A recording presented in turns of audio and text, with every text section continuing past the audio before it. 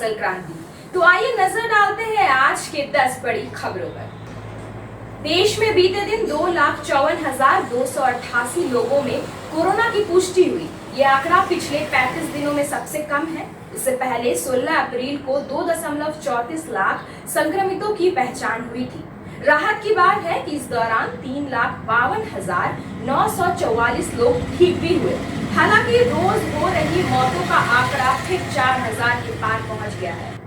देश में शुक्रवार को 4,142 लोगों ने इस महामारी से जान गंवाई।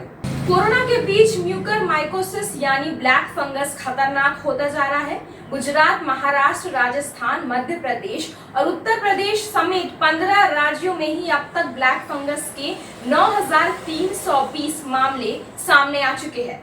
वहीं 235 लोगों की मौत हो चुकी है।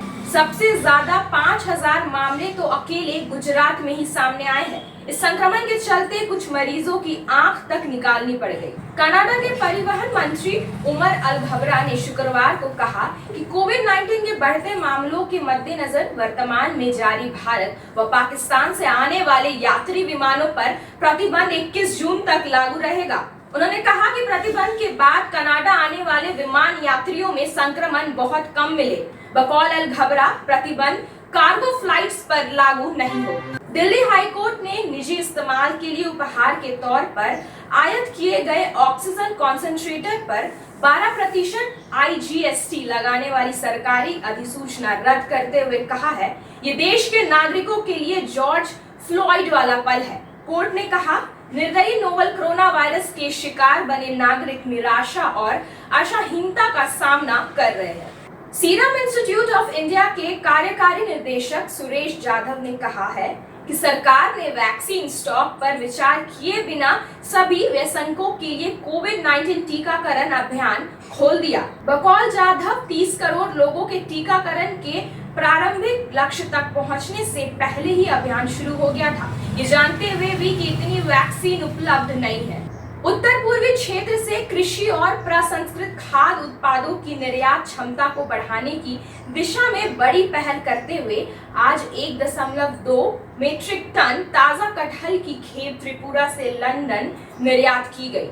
निर्यात किए गए कटहल त्रिपुरा स्थित कृषि संयोग एग्रो प्रोड्यूसर कंपनी लिमिटेड से खरीदे गए थे। खेप को एपिडा सहायता प्राप्त salt range supply chain solution limited की पैक हाउस सुविधा में पैक किया गया और काइगा एक्जिम प्राइवेट लिमिटेड द्वारा निर्यात किया गया। दक्षिण कोरिया को आम का निर्यात बढ़ाने के प्रयासों के तहत कृषि और प्रसंस्कृत खाद्य उत्पाद निर्यात विकास प्राधिकरण ने सियोल स्थित भारतीय दूतावास और Indian chambers of commerce Korea IOCK के सहयोग से वर्चुअल क्रेता विक्रेता बैठक VBSM का आयोजन किया। अपेडा भारतीय दूतावास ICC के आला अधिकारियों, भारत के निर्यातकों और दक्षिण कोरिया के आयातकों ने कल VBSM में हिस्सा लिया। अब रुक करते हैं खेल जगत से समाचार की तरफ। क्रिकेटर से कमेंटेटर बने आकाश चोपड़ा ने कहा कि उन्होंने भारत में पूर्व दक्षिण अफ्रीकी कप्तान AB डिविलियर्स के लिए MS धोनी, विराट कोहली और रोहित शर्मा की तरह स्टैंडिंग ओवेशन देखा है। उन्होंने कहा, जिस तरह का प्यार और स्नेह उन्होंने भारतीय फैंस के दिलों में बनाया वो अनुकरणीय है। धर्मशाला में भारत दक्षिण अफ्रीका मैच के दौरान ऐसा लग रहा है कि वो भारतीय है। अंत में आपको बता दें बॉलीवुड की कुछ खास खबरें। कोविड-19 महामारी के बीच लोगों की मदद कर रहे अभिनेता सोनू सूद की तस्वीर पर दूध चढ़ाने का वीडियो सामने आने पर टीवी एक्ट्रेस कविता कौशिक ने प्रतिक्रिया दी।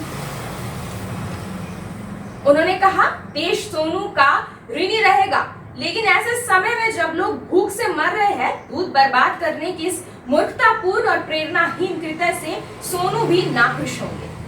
तो ये थी आज की कुछ खास खबरें। तो आगे भी हम आपको ऐसे ही हमेशा अपडेट्स देते रहेंगे। तब तक के लिए बने रहिए हमारे साथ और देखते रहे फसल क्रांति। धन्यवाद।